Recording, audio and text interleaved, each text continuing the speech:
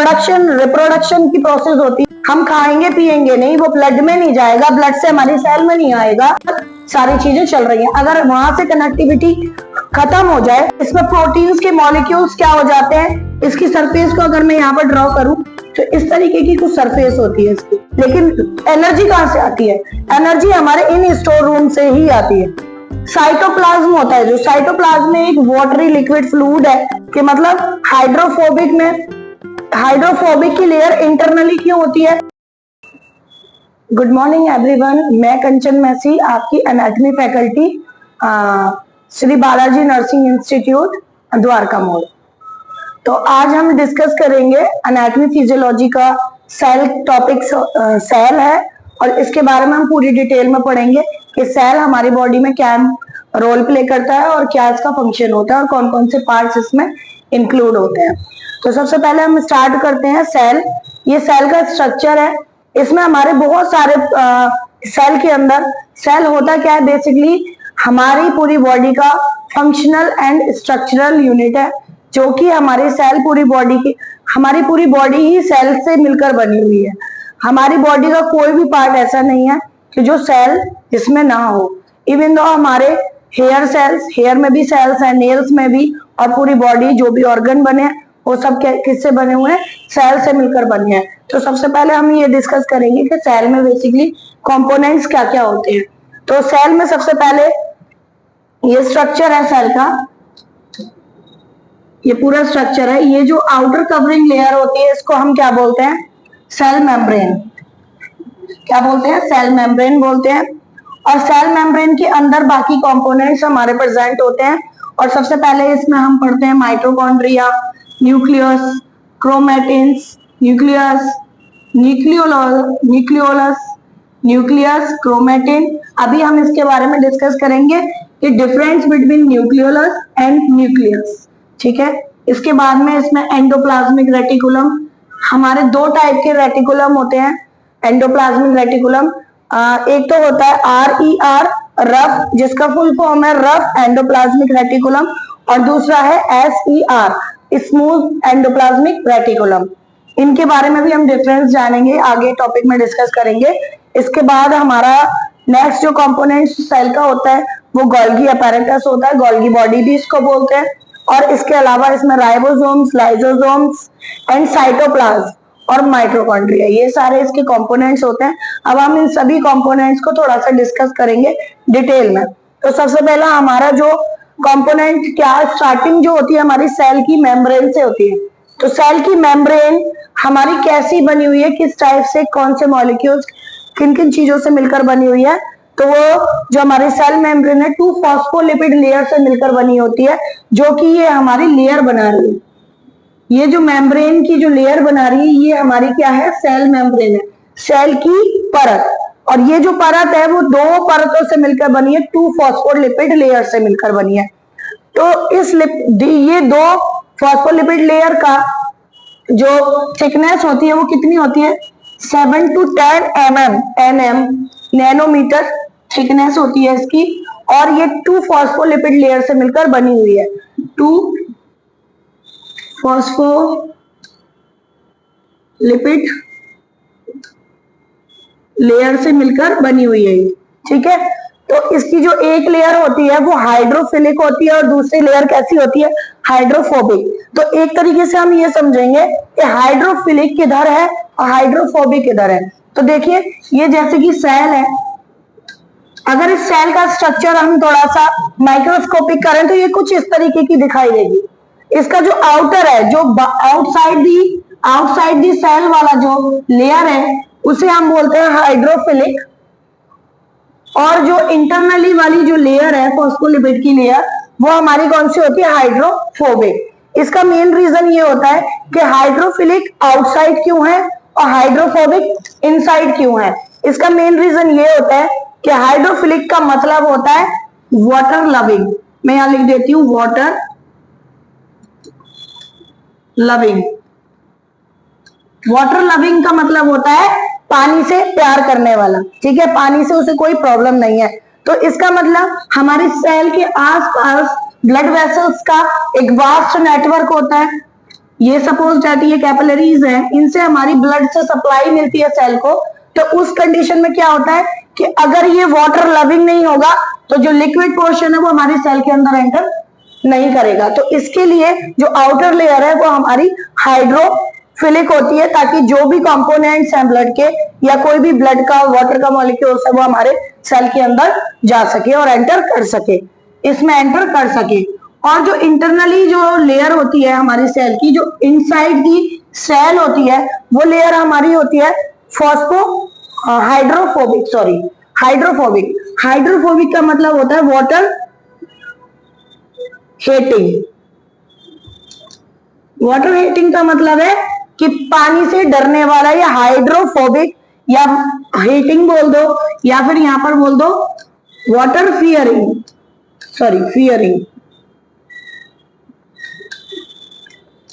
Hating बोल दो या फियरिंग बोल दो, बात एक ही है कि मतलब हाइड्रोफोबिक की लेयर इंटरनली क्यों होती है, क्योंकि ये जो सेल है इसमें हमारा साइटोप्लाज्म होता है। जो साइटोप्लाज्म में एक वाटरी लिक्विड फ्लूइड है, वो फ्लूइड हमारी सेल से बाहर ना चला जाए, इसके लिए, इस रीजन से हमारे हाइड्रोफोबिक की लेयर इंटरनली प्रेजेंट होती है। तो ये होती है हमारी सेल मेम्ब्रेन। सेल मेम्ब्रेन के बारे में समझ में आया। आगे हम जो नेक्स्ट टॉपिक है हमारा साइटोप्लाज्म। साइटोप्लाज्म क्या है कि मेनली जो हमारी सेल है, इस सेल के अंदर लिक्विड बड़ा हुआ है। अब वो लिक्विड साइटोप्लाज्म कहलाया जाता है, और इसी लिक्विड में ही हमारे सारे कंपोनेंट फ्लोट कर रहे होते हैं, तैर रहे होते हैं, लाइक माइटोकॉन्ड्रिया, कुछ मॉलिक्यूल्स राइबोसोम्स के, लाइसोसोम्स के, रफ एंडोप्लाज्मिक रेटिकुलम भी इंक्लूड होता है, एसईआर स्मूथ एंडोप्लाज्मिक रेटिकुलम, है ना, और गोल्गी बॉडी या गोल्गी अपैरेटस, सारे मॉलिक्यूल्स इसमें क्या कर रहे होते हैं, फ्लोट कर रहे होते हैं, किसमें, साइटोप्लाज्म। ये एक फ्लूइड की तरह काम करता है, इसमें फ्लूइड भरा हुआ होता है, और ये फ्लूइड बाहर ना निकल जाए, इस वजह से तो यहाँ पर वाटर फियरिंग की लेयर प्रेजेंट होती है सेल मेम्ब्रेन की, इस वजह से ही ये फ्लूइड बाहर ना निकल जाए। ठीक है, इसके बाद में हमारा नेक्स्ट आता है माइटोकॉन्ड्रिया। माइटोकॉन्ड्रिया एक सॉसेज शेप स्ट्रक्चर होता है, जो कि मैंने यहाँ पर ये ड्रॉ किया है। माइटोकॉन्ड्रिया सॉसेज शेप स्ट्रक्चर है, और इसको सेल का power house of the cell इसको बोला जाता है। Power house of the cell इसको क्यों बोला जाता है कि मतलब जो हमारी सेल के कंपोनेंट्स बोले तो जो भी पार्ट्स हैं इसके अंदर, वो अच्छे से फंक्शन परफॉर्म कर पाते हैं, वो किसकी वजह से, माइटोकॉन्ड्रिया की वजह से। जैसे कि एक एग्जांपल देते हैं कि हमारे इस रूम में लाइट जल रही है या फैन चल रहा है, किसकी वजह से, ये इलेक्ट्रिसिटी की वजह से। किसकी वजह से, इलेक्ट्रिसिटी की वजह से। और ये इलेक्ट्रिसिटी आ कहां से रही है, ट्रांसफार्मर से। ट्रांसफार्मर से वो इलेक्ट्रिसिटी हमको मिल रही है, और हम यहाँ पर सारी चीजें चल रही हैं। अगर वहां से कनेक्टिविटी खत्म हो जाए तो क्या ये लाइट और फैन चल पाएंगे, नहीं।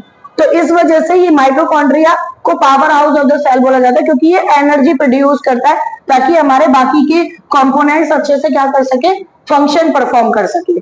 तो माइटोकॉन्ड्रिया का भी बहुत इंपॉर्टेंट रोल है हमारी सेल के अंदर। ठीक है, इसके अलावा हमारा नेक्स्ट टॉपिक आता है रफ एंडोप्लाज्मिक रेटिकुलम, बोले तो RER।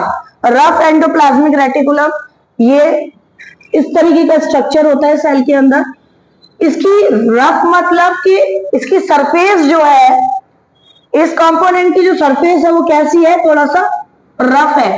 रफ मतलब थोड़ा सा उभरी हुई इसकी सरफेस है। इसमें होता क्या है कि इसमें प्रोटीन्स के मॉलिक्यूल्स क्या हो जाते हैं, इसकी सरफेस को अगर मैं यहाँ पर ड्रॉ करूं तो इस तरीके की कुछ सरफेस होती है इसकी। ठीक है, तो रफ सरफेस है। रफ सरफेस का मतलब है कि जो राइबोसोम्स है, राइबोसोम्स एक प्रकार का हमारा प्रोटीन ही होता है, जो कि आरएनए से मिलकर बना हुआ होता है राइबोसोम्स। तो ये प्रोटीन्स और आरएनए के जो मॉलिक्यूल्स है वो हमारे इसमें क्या हो जाते हैं, फंस जाते हैं, इस सरफेस पर क्या हो जाते हैं, बाइंड हो जाते हैं, फंस जाते हैं। इस रीजन से ये प्रोटीन का सिंथेसिस कराता है हमारा rough endoplasmic reticulum.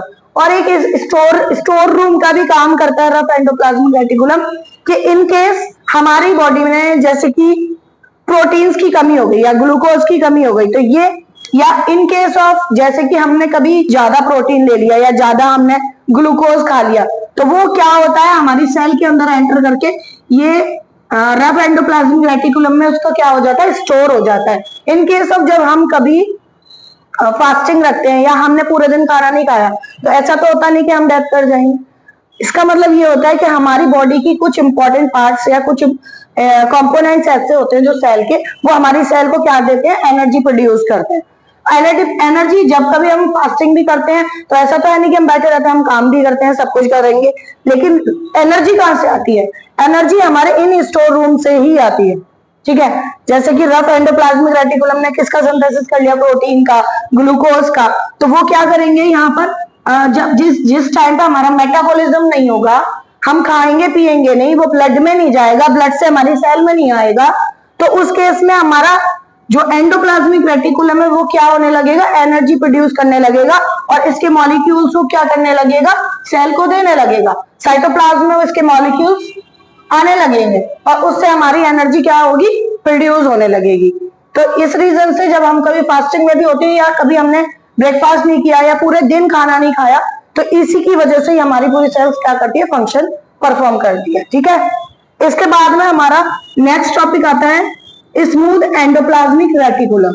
Smooth endoplasmic reticulum accordingly rough endoplasmic reticulum की ही जैसी होती है, बट इसमें एक पॉइंट ये होता है कि इसकी सरफेस पर कोई भी खुदरी हुई सरफेस नहीं होती। इसकी सरफेस कैसी होती है, एकदम प्लेन होती है, प्लेन। और ये प्लेन होने की वजह से जो राइबोसोम्स के मॉलिक्यूल्स है, सॉरी राइबोसोम्स के जो मॉलिक्यूल्स है वो इस पर फंस नहीं पाते, बाइंड नहीं हो पाते। तो ये फिर किस चीज के मॉलिक्यूल्स इस पर बाइंड होते हैं, इस पर फिर लिपिड के मॉलिक्यूल्स बाइंड होते हैं। किसके मॉलिक्यूल्स, लिपिड। लिपिड हमारा एक टाइप का फैट ही होता है, जो कि फैट को ये क्या करता है, हमारा स्मूथ एंडोप्लाज्मिक रेटिकुलम फैट को क्या करता है, स्टोर करता है। ठीक है, फैट भी हमारा in case of emergency situation में क्या करता है, एनर्जी को प्रोड्यूस करता है। ठीक है, इसके बाद में हमारा नेक्स्ट टॉपिक आता है गोल्गी अपैरेटस। गोल्गी अपैरेटस जो है फोल्डेड स्ट्रक्चर होता है, फोल्डेड मतलब कैबेज देखा है, कैबेज पत्ता गोभी, जैसे उसकी कवरिंग बनी होती है ऐसे ही इसकी लेयर बनी हुई होती है। और ये भी, इसमें भी ये भी एक स्टोर रूम का काम करता है।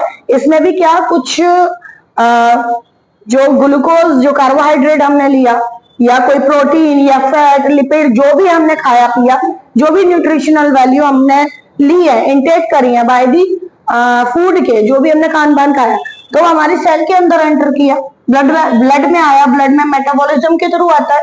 मेटाबॉलिज्म के होने के बाद जो ब्लड में मॉलिक्यूल्स जो आते हैं न्यूट्रिशन के, वो हमारी सेल में ट्रांसफर हो जाते हैं। सेल में ट्रांसफर जो होते हैं तो वो गोल्गी अपैरेटस में भी उसमें क्या हो जाते हैं, ट्रांसफर हो जाते हैं। ये क्यों, ये पार्ट्स यहाँ पर क्यों प्रेजेंट होते हैं, कि जब कोई इमरजेंसी सिचुएशन ऐसी होती है कि हम खाते पीते नहीं है या हमने मेटाबॉलिज्म नहीं किया, तो उस केस में ये क्या कर सके, सेल को और हमारी पूरी बॉडी को एनर्जी प्रोवाइड कर सके। ठीक है, और इसके बाद में आ जाता है गोल्गी अपैरेटस के बाद में राइबोसोम्स एंड लाइसोसोम। राइबोसोम और लाइसोसोम बेसिकली मॉलिक्यूल्स ही होते हैं जो सेल के अंदर साइटोप्लाज्म के अंदर क्या कर रहे होते हैं, फ्लोट कर रहे होते हैं। जो राइबोसोम्स हैं ये एक प्रकार, ये किससे मिलकर बना है, आरएनए से, आरएनए प्लस प्रोटीन्स, कुछ प्रोटीन्स होती हैं इसमें, उनसे मिलकर ये क्या होता है, बना होता है राइबोसोम्स, जो कि हमारा आरईआर का भी सिंथेसिस कराता है, और कुछ लिपिड्स होते हैं वो हमारे एसईआर का सिंथेसिस कराता है। ये सारे कंपोनेंट्स बेसिकली हमारी सेल को एनर्जी प्रोवाइड करने के लिए ही परफॉर्मेंस देते हैं। ठीक है, इसके बाद में हमारा लास्ट पॉइंट रह गया है इसमें, nucleolus and chromatin and nucleus. तो मैं एक बार इसको डिस्कस कर लेती हूँ।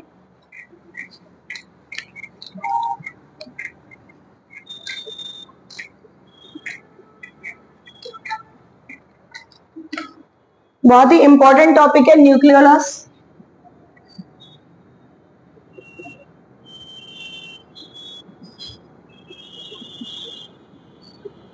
दूसरा क्रोमेटिन, और तीसरा न्यूक्लियस।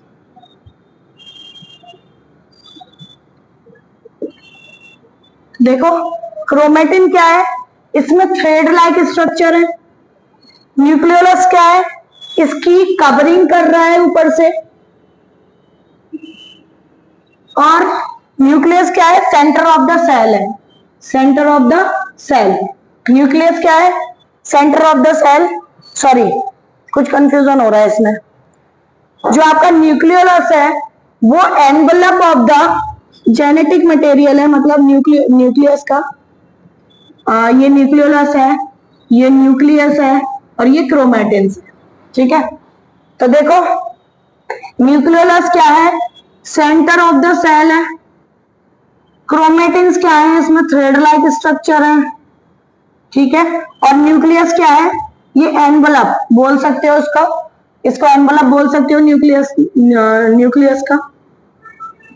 ठीक है, न्यूक्लियोलस का। तो ये हो गया आपका न्यूक्लियोलस, ये हो गए आपके क्रोमैटिन्स और ये क्या हो गया? न्यूक्लियस।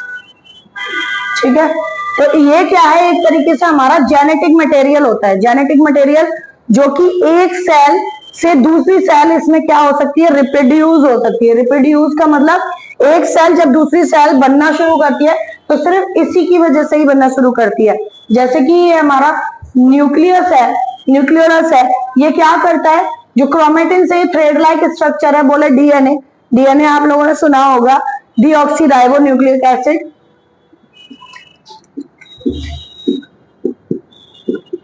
डीऑक्सी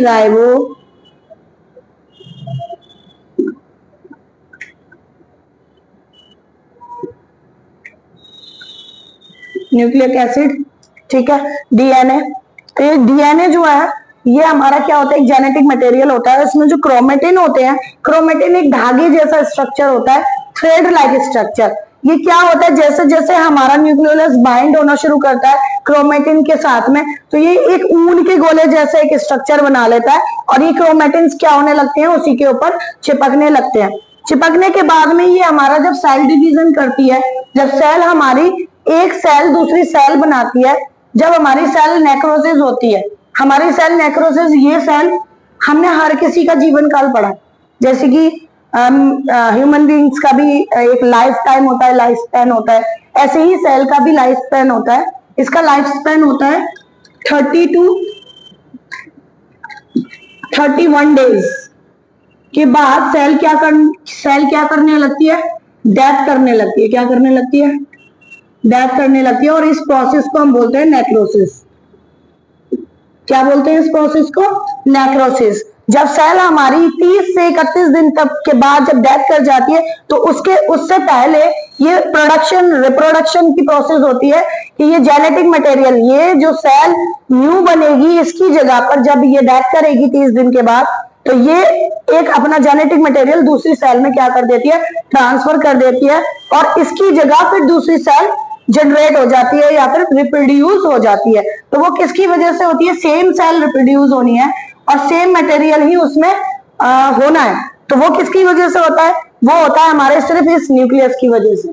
ये न्यूक्लियस ही हमारा क्या है? जेनेटिक मटेरियल है कि उसी के जैसी एक और दूसरी सेल डेवलप हो जाना। कई बार आप लोगों ने देखा होगा कि हमारे चोट लग गई, किसी भी रीजन से कोई वुंड हो गया, घाव हो गया आपके, तो उस घाव को भरने में टाइम भी लगता है। टाइम लगने के बाद में सेम सरफेस हो जाता है।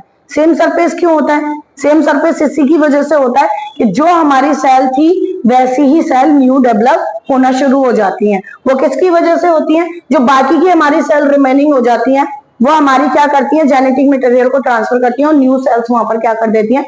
जनरेट कर देती हैं। और इसकी वजह से ही हमारी न्यू सेल्स का फॉर्मेशन होता है। और हमने आगे जब टॉपिक में डिस्कस करेंगे तो सेल डिवीजन भी करेंगे। क्या करेंगे? Cell division. सेल डिवीजन में हम बेसिकली पढ़ेंगे क्या कि यही सेल जब मैक्रोसिस हो जाएगी तो इसकी जगह दूसरी सेल कैसे बनेगी और कौन सी प्रोसेस उसकी होगी जो वो उस प्रोसेस को पूरा करने के बाद में न्यू सेल जनरेट होगी। इसके भी कुछ स्टेप्स होते हैं, उन्हीं स्टेप्स में ही क्या होती है? सेल रिप्रोड्यूस होना शुरू होती है। ठीक है, इसके बाद में सेल के बारे में अगर आपको कोई भी मिसिंग हो रहा हो या कोई भी टॉपिक ऐसा है जो आपको समझ में ना आया हो तो आप डिस्क्रिप्शन में इसका सारा डिटेल दे देंगे। तो उसके बाद इसमें हम सारा डिस्कस कर देंगे। ठीक है, तो बाकी और कुछ प्रॉब्लम हो तो आप अपना खुद नोट्स उठाएं और थोड़ा सा इसके बारे में डिटेल में पढ़ना शुरू करें। Thank you. ये तो